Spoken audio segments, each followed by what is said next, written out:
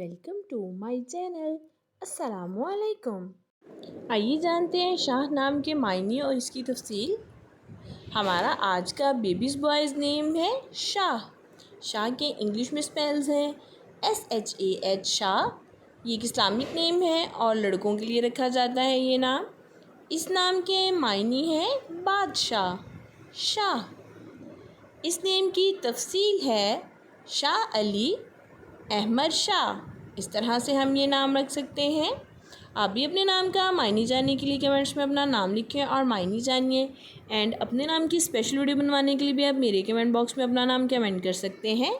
And please like the video, subscribe my channel. Okay dears, फिर मिलेंगे new name new video के साथ। अपना ख्याल रखिएगा, दुआओं में याद रखिएगा। अल्लाह हाफिज़।